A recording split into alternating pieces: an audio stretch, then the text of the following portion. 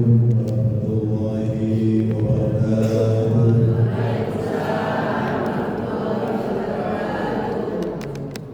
Kira 20 menit, 15 menit. Itu lapar dulu. Lapar dari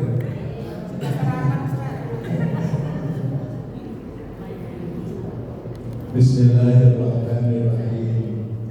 Alhamdulillahirabbil alamin. Allahumma shalli wa sallim wa barik ala sayyidina Muhammad. Allahumma shalli wa sallim wa barik ala sayyidina Muhammad wa ala alihi wa sahbihi ajmain. Qalu subhanaka la ilma lana illa ma 'allamtana innaka antal alimul hakim. Shallallahul alaihi. Yang kami muliakan segenap pengurus, ketua pengurus Majelis Taklim Darul Abrar wal Muhsinin beserta jamaah muslimah kelas-kelas F1 Istiqomah sebagai dan pengurus Masjid Juanda. Bapak Ibu yang dimuliakan oleh Allah, saya alumni pengurus Masjid Juanda. Enten saya semangat. Saya di Lanun Daud Paroki Islam 2004 sampai 2008. Masih zamannya Kadis Nurbanya Pak Almarhum Pak Martono. Dan Lanundanya Pak Trigora. Terus diganti supaya yang jadi Kadis Menari itu beliaunya suaranya besar, suaranya enak. Alhamdulillah 2008 meninggalkan Juanda ke Makassar. 2009-2010 kembali ke Kobang Nikah. 2017 ke Armada sampai sekarang. Insya Allah 10 bulan lagi saya menjadi Pangti, Pensiunan TNI. Pangti Pensiunan TNI. Alhamdulillah panjenengan berkenan menyambung silaturahmi dengan saya, mantan keluarga besar, mantan ya. Mudah-mudahan kalau panjenengan dibagi sehat walafiat oleh Allah Subhanahu wa taala. Amin. Acaranya sudah banyak hari ini, mulai zikrullah, kirim Fatihah, kemudian istighosah, sholawat kepada Rasulullah. Ikut mantul wassalamualaikum. Kalau diundang supaya berbicara, mohon maaf dulu, ningali tema ini tema hijrah. Oke, temanya apa? Menjemput semangat baru, membuang kebiasaan lama. Saya tanya ibu-ibu yang bisa angkat tangan. Menjemput semangat baru itu maksudnya nopo sih? Karpe pengurusnya aja gawe judul itu tema. Menjemput semangat baru itu nopo? Angkat tangan. Buatan ansal cerita sendiri, angkat tangan dulu. Menjemput semangat ini, Bapak Ibu.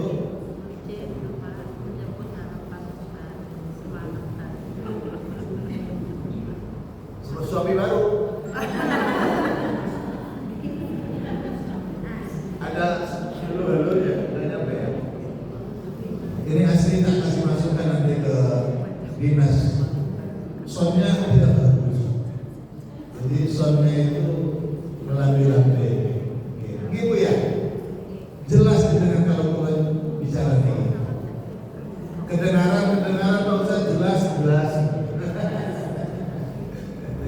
Dan bus penerbang mudah-mudahan supaya tinggal ke sini biar mesinnya soundnya bagus. Nah, Pak Ibu tadi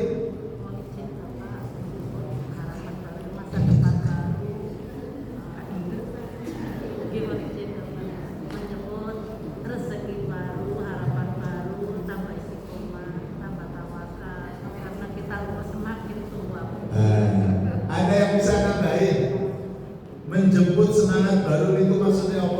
sudah betul Bu, tapi ada yang nambahin, silakan.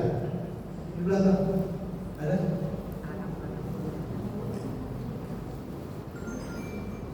Menjemput semangat baru itu apa maksudnya?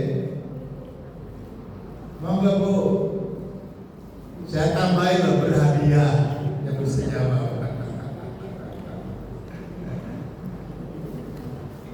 Menjemput semangat baru itu maksudnya meningkatkan semangat keimanan.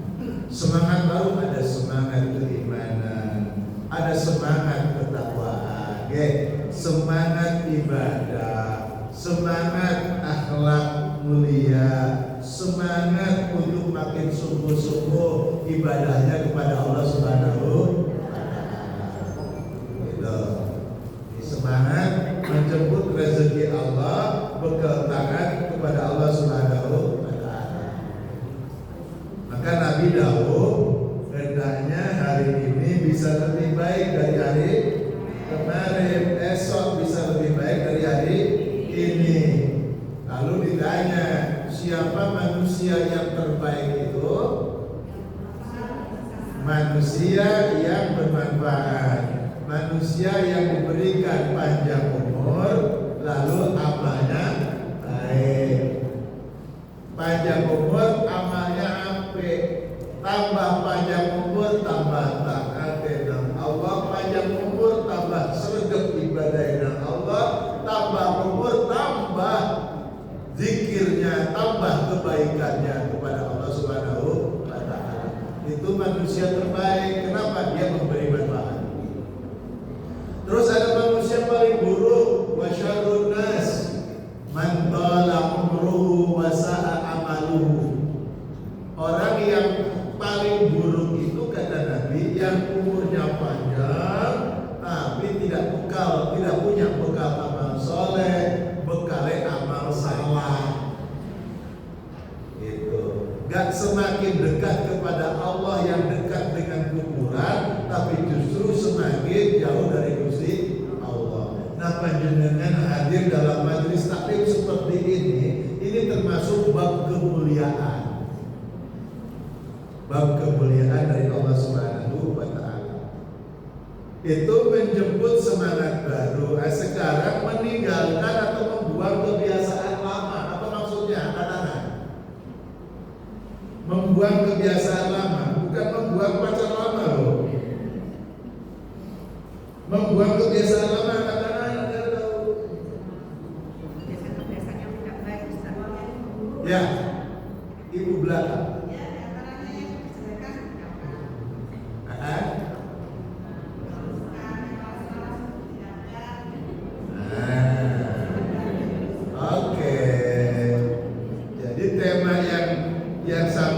Membuang kebiasaan lama berarti meninggalkan perbuatan-perbuatan dosa, meninggalkan maksiat, meninggalkan kemalasan, gitu kan? Gitu. Bangun pagi itu sregep apa malas?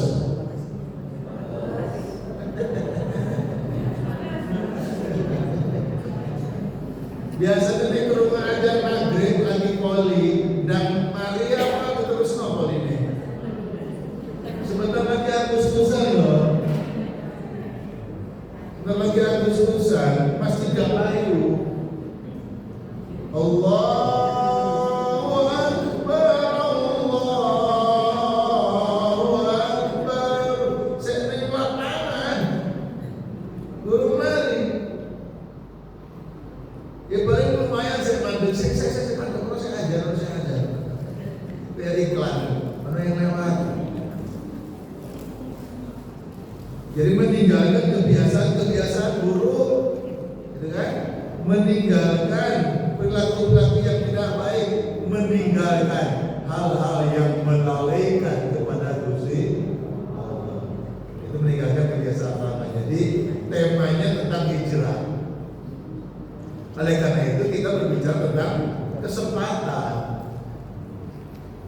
Alhamdulillah bulan lalu kita bisa ngaji di sini. Sekarang ketemu lagi di sini, masih ada umur. Alhamdulillah. Ada teman kita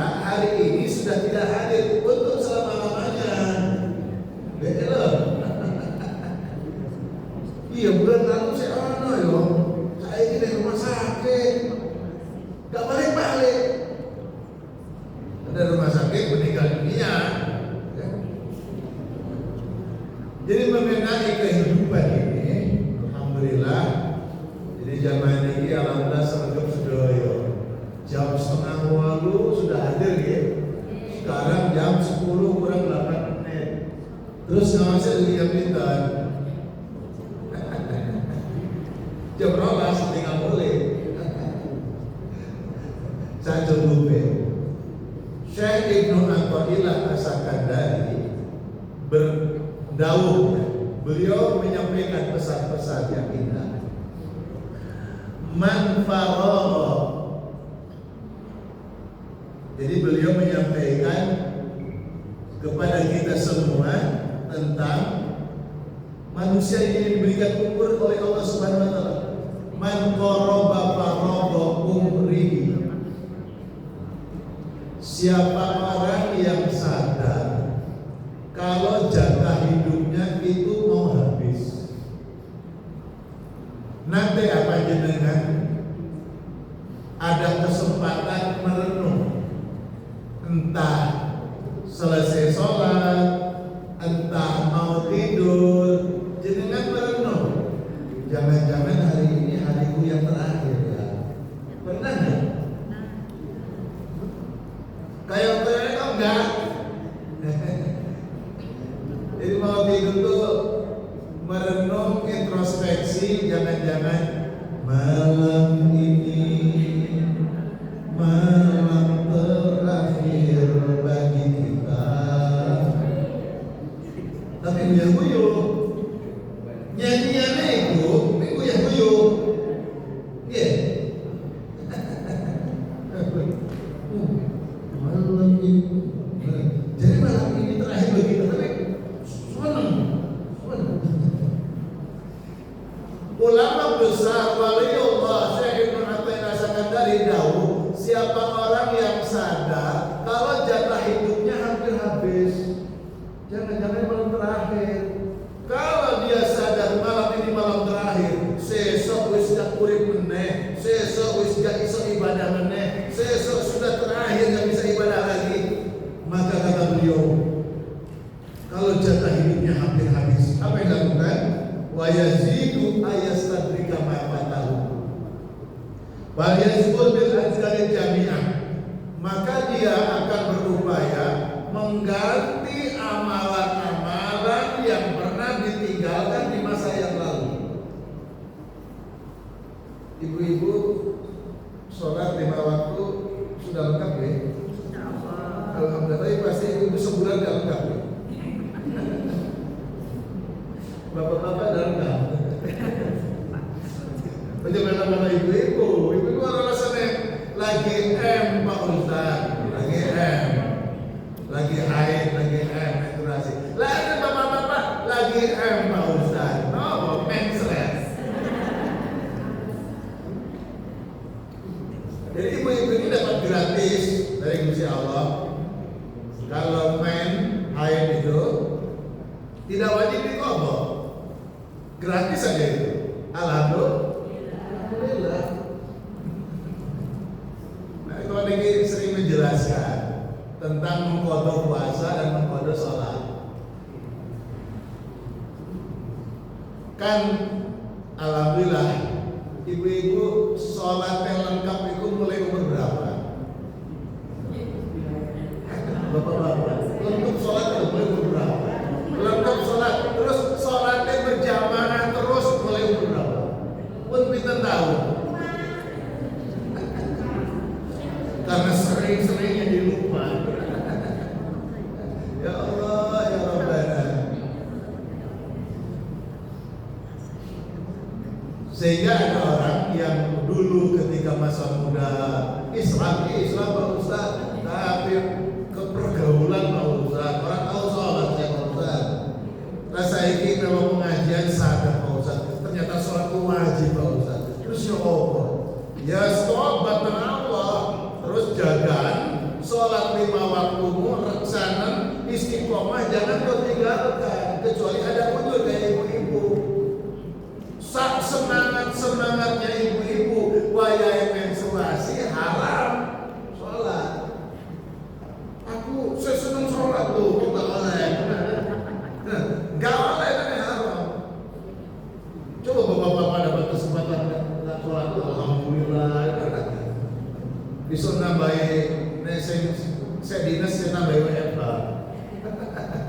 disebut gratis sholat, Allah ya Rabbi. Sehingga ada orang yang kalau masa muda tidak sholat kan dosa. Orang berdosa tobat kan dosa. Allah tidak perlu diganti karena memang tidak diwajibkan mengganti sholat. Nah, hadis itu turunnya berkenaan dengan pertanyaan. Yang bertanya itu pertanyaan untuk ibu-ibu. Ya Rasulullah, kami tidak sholat dan kami tidak puasa. Kenapa? Sedang haid, menstruasi. Bagaimana ya Rasulullah? Lalu ditanyakan oleh Siti Aisyah kepada Rasulullah. Rasulullah jawab kepada Siti Aisyah, itu disampaikan kepada ibu-ibu. Lalu jawabannya apa?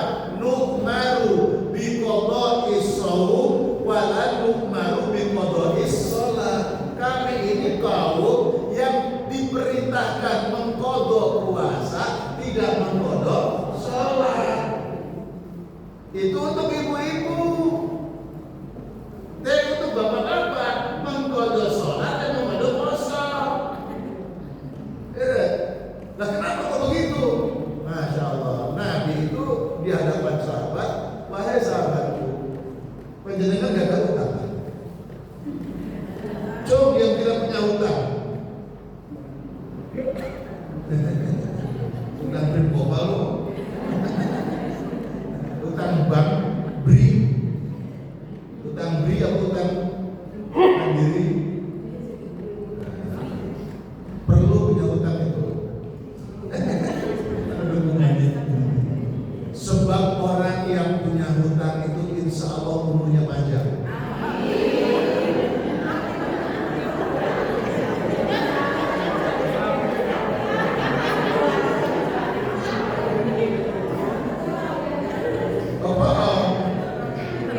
Sebab orang yang ngutangi setiap malam berdoa, ya Allah jangan matikan dia, ya Allah lunas. Enak saja punya hutang yang mati. Pasukan berani mati enak, undang mati kok. Kita ini umat pasukan berani hidup, karena harus bertanggung jawab dalam hidup. Nah, jadi akhirnya Nabi dimuliakan Allah. Nabi bertanya, kalau engkau punya hutang, ngomong itu nih, wayang hutang sergap nih. Enten saya sergap wayang hutang. Coba dibalik, sergap wayang bayar. Ya Allah, umumnya tiang-tiang itu gak ada hutang, wayang bayar. Wis duwe kanggo bayare. Engko ae sesuk. Hukumnya ngoten nggih. Jangan.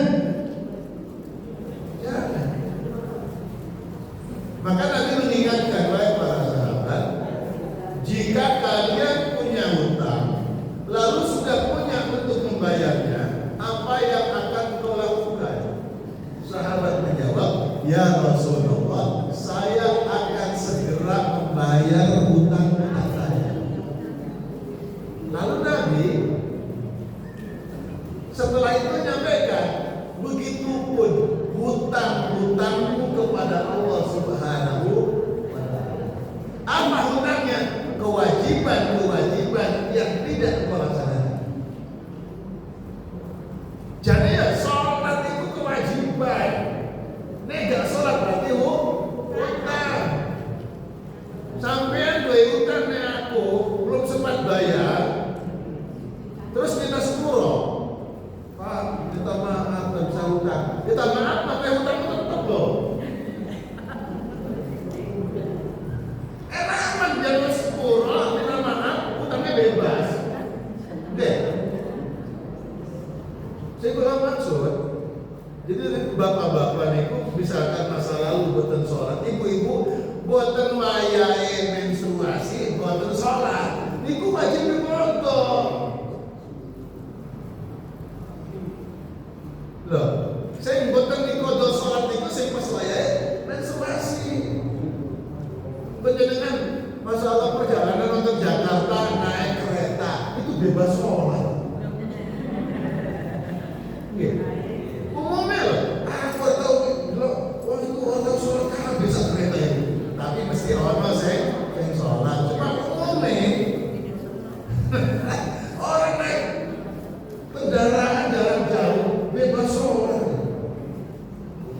niku sebisa mungkin sholat di kendaraan.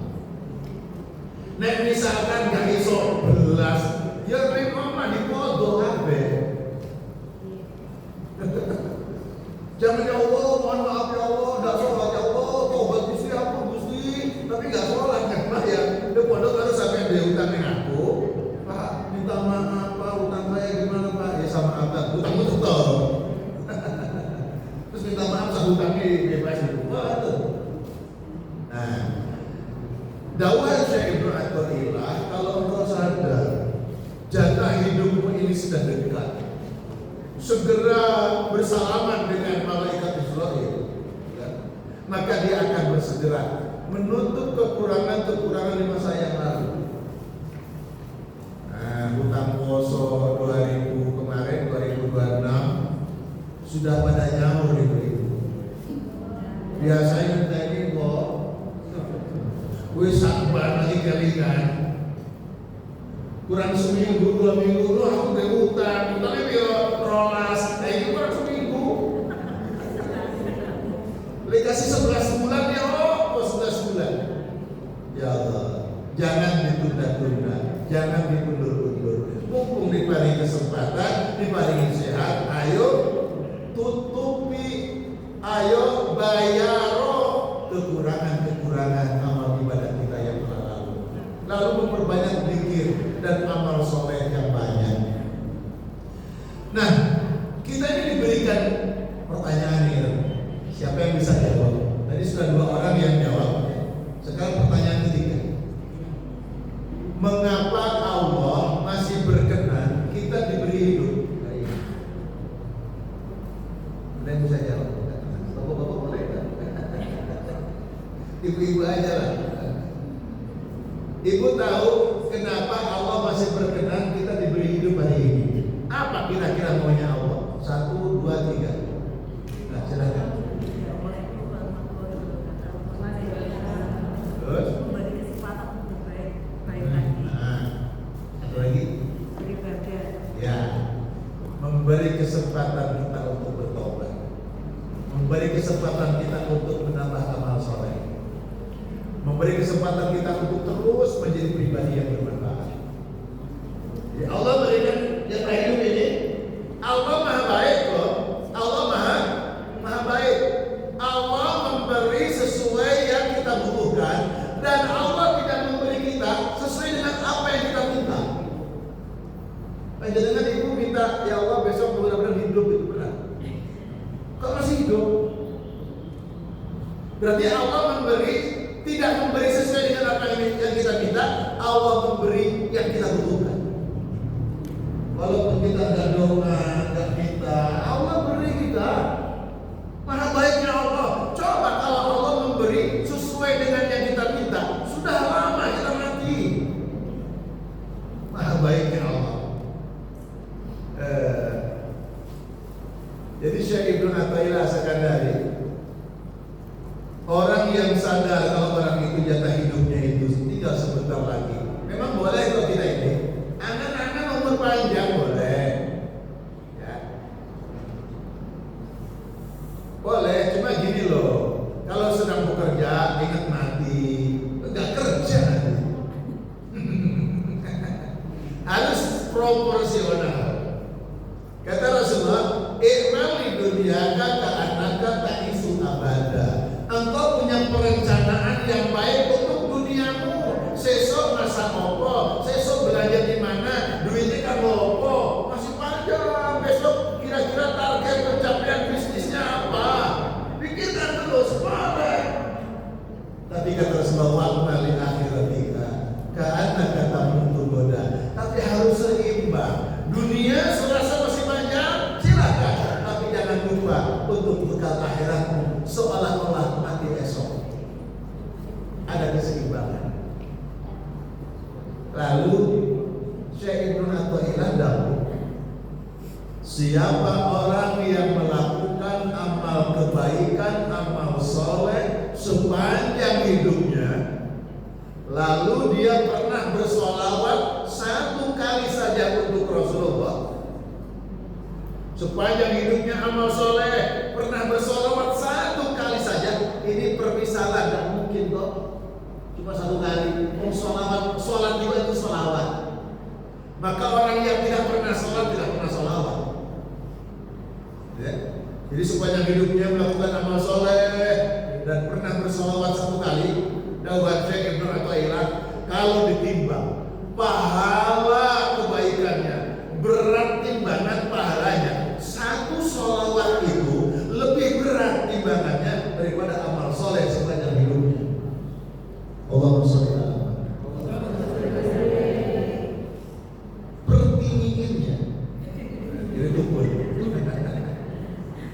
Ya kok iso sepanjang hidup amal soleh satu kali sholawat, kok beratan satu kali sholawat?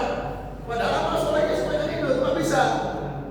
Jawaban beliau, sebab orang yang melakukan amal soleh, amal kebaikan itu menurut kemampuan dirinya.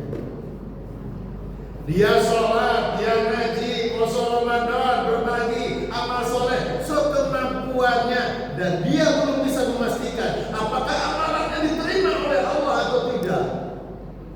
Kan gitu. Jadi aku sholat subuh jamaah mau itu kira-kira diterima Allah atau enggak ya? Taruh cuma judulnya mudah-mudahan. Gitu? Tapi orang bersolawat satu kali pasti Allah berikan rahmat 10 kali. Pasti. Man shalla alayya wahidatan sallallahu biha asyra. Siapa bersolawat untuk aku satu kali, kata Rasulullah, maka Allah akan berikan rahmat kasih sayang 10 rahmat untuk orang yang bersolawat satu kali. Itu pasti. Maka sebuah kepastian timbangannya berat. Padahal kita ini alhamdulillah insyaallah sholawat remenge. Man ahabba syai'an fa aksara bi dzikrihi. Sapa wong sing seneng terhadap sesuatu, maka pasti akan banyak-banyak menyebut sesuatu yang dia senengi. Sak menika sing gandul niku napa? Kerudung napa tas? Tiap hari saya dibicarakan itu tas, kerudung, napa kacamata, napa cincin, napa. Nah, kenapa kok banyak dibicarakan? Karena panjenengan seneng. Zamannya waktu akhir sholat itu masih mati, lu dikit itu. Dulu saya masih mati itu kan ini. Nah, istighfar saya paham. Itu senang. Kalau kita mencintai senang Rasulullah, maka kita akan banyak-banyak menyebutnya dengan banyak-banyak bersolawat. Sallallahu ala Muhammad, sallallahu alaihi wasallam, sallallahu ala Muhammad, sallallahu alaihi wasallam.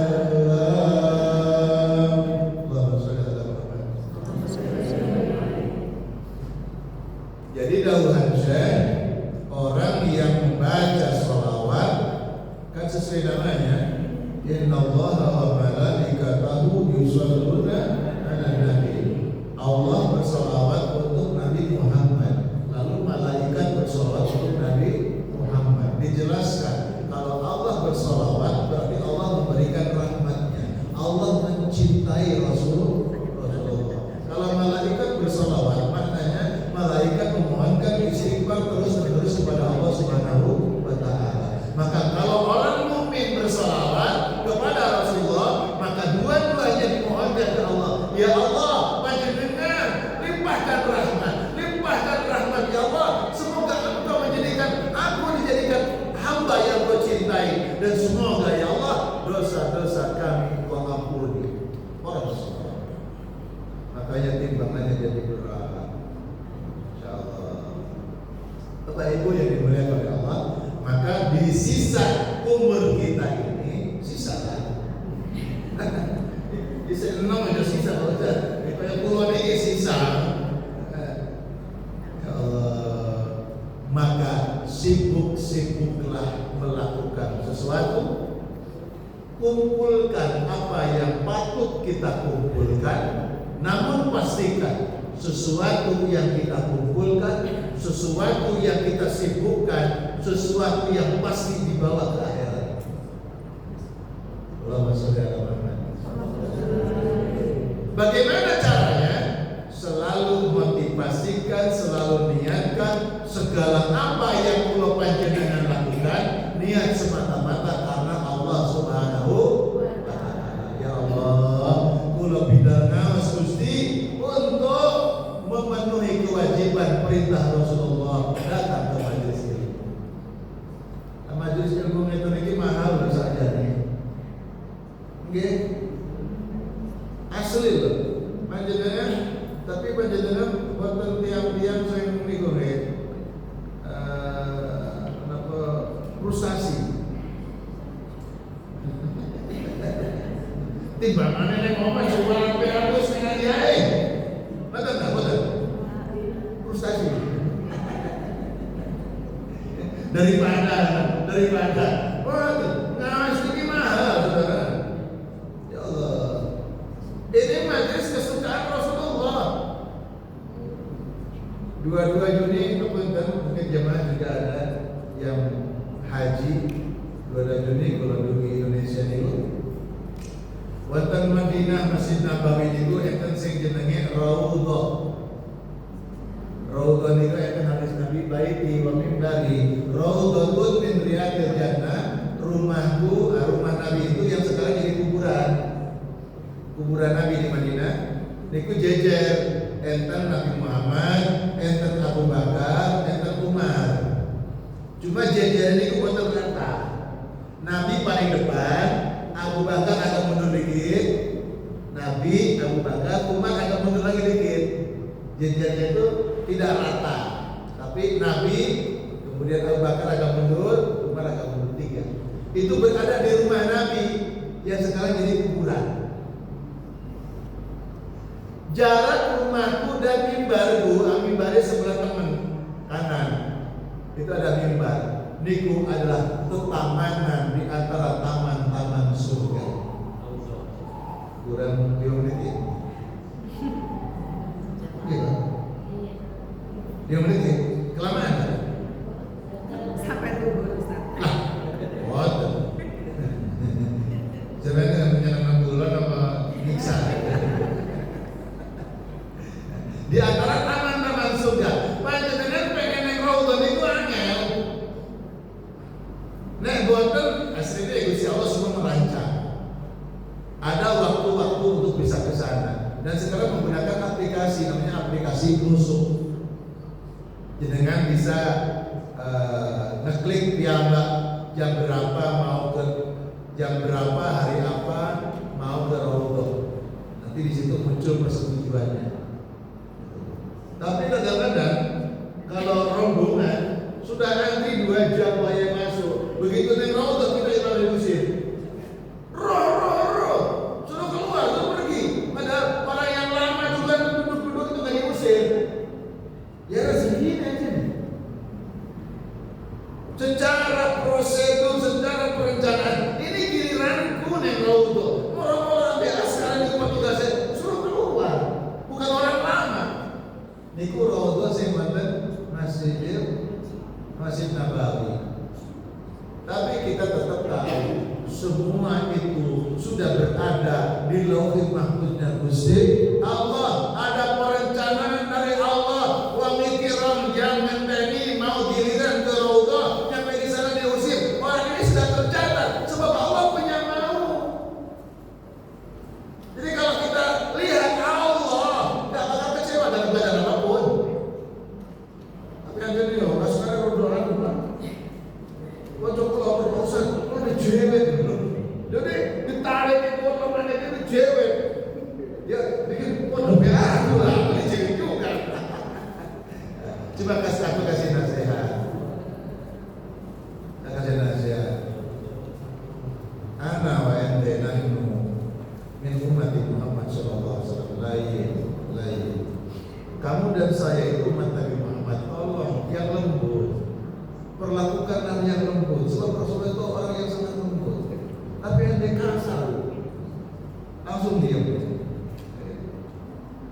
Yang kedua, ada raudhah yang ada di mana-mana di tanah air. Apa itu? Idza marantum bi riyadil jannah farta'u.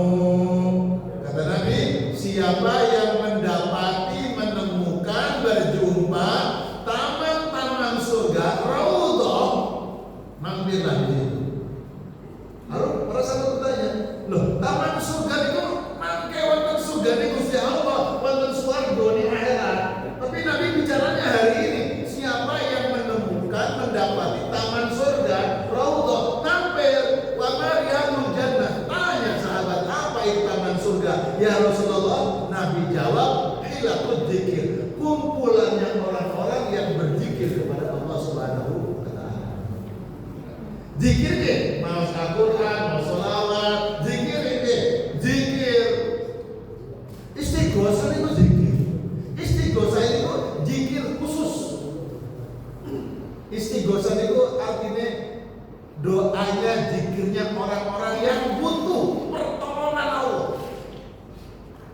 Istaghis, tolong Gusti. Istighosah itu orang-orang yang jalur tolong dengan Allah, itu istighosah. Makanya ya hayyu ya qayyum bi rahmatika astaghis. Niku dikire, niku dalile. Wahai Allah yang Maha Hidup, lagi Maha Kokoh, berdiri sendiri, ya Allah, dengan menyebut namamu, aku meminta tolong kepadamu.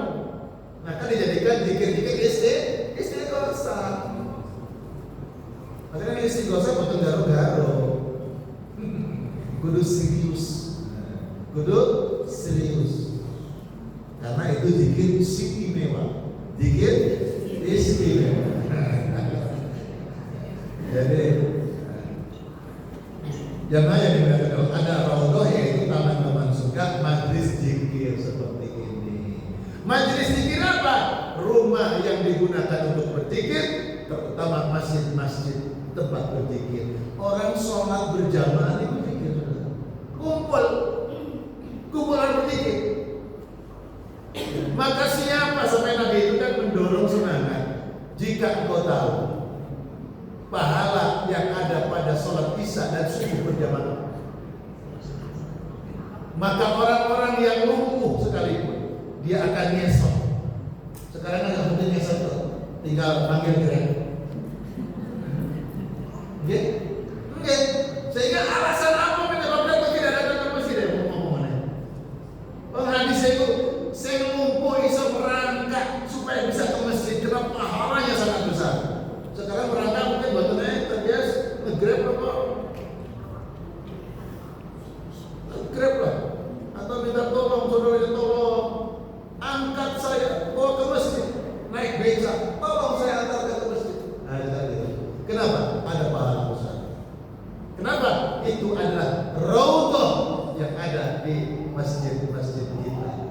Nah, zikir raudhah, masjid sholat raudhah, zikir raudhah. Di mana tempat berzikir raudhah, dan raudhah semua ada di hatinya masing-masing. Maka orang yang punya hati selalu ingat kepada Allah, insya Allah berada di raudhahnya Allah Subhanahu wa taala. Demikian yang dapat disampaikan. Mohon maaf dan batin. Satu pertanyaan lagi yang bisa boleh jawab. Siapa saja yang bersama-sama dikuburkan di Masjid Nabawi adalah yang dikubur di Masjid Nabawi? Angkat tangan dulu. Ada berapa, siapa saja? Barusan saya sampaikan. Ustaz. Ya. Sahabat Nabi, Nabi Umar sama Abu Bakar. Yang pertama? Abu Bakar, yang kedua Umar. Yang pertama dulu. Nabi Muhammad. Nabi Muhammad. Abu Bakar, kemudian Umar. Nah, alhamdulillah. Yang 4 orang silahkan maju. Yang pertama, yang kedua, yang ketiga, keempat, maju. Maju ke tampil. biar ada gerakannya. Nah, maka itu menghadap umat. Nah, ada oleh-oleh kecil. Itu saya yang mikul dari Mekah. Walaupun bentuknya kecil, tapi saya yang bawa. Moga-moga diberikan kekuatan istiqomah taat Allah. Al-Fatihah. Alhamdulillah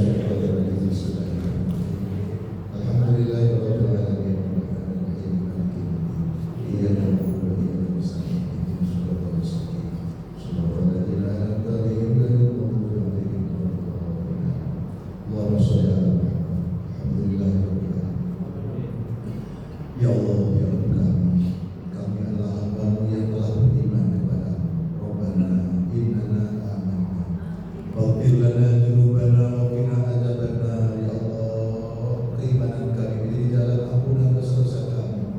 Semoga keimanan kami ya Allah menjadi penyelamat bagi kami dunia dan akhirat kami. Rabbana atmim lana nurana waghfir lana innaka ala kulli syai'in qadir. Wahai Rabb kami, sempurnakan amalan kami yang belum sempurna ya Allah.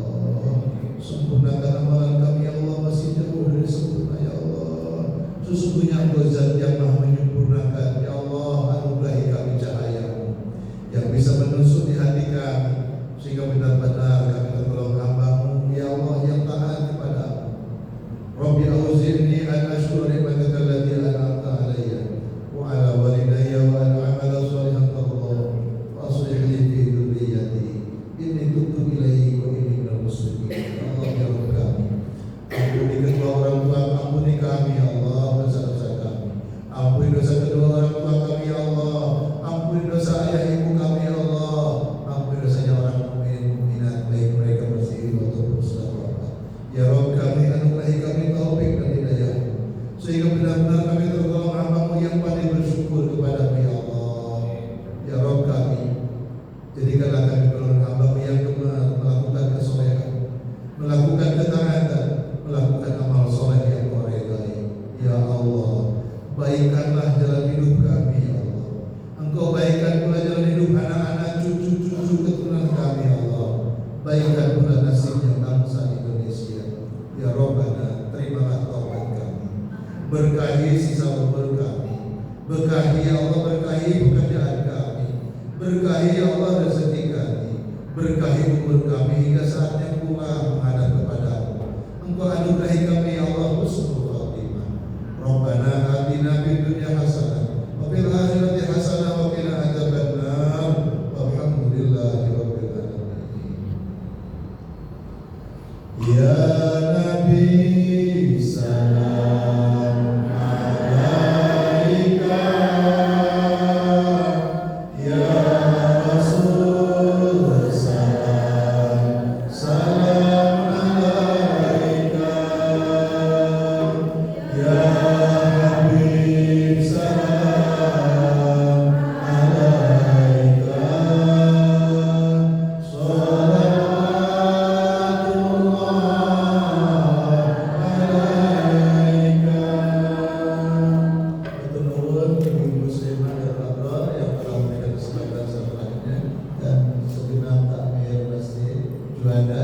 Allahul muwaffiq ila aqwamit thoriq. Mohon maaf lahir dan batin. Assalamualaikum warahmatullahi wabarakatuh.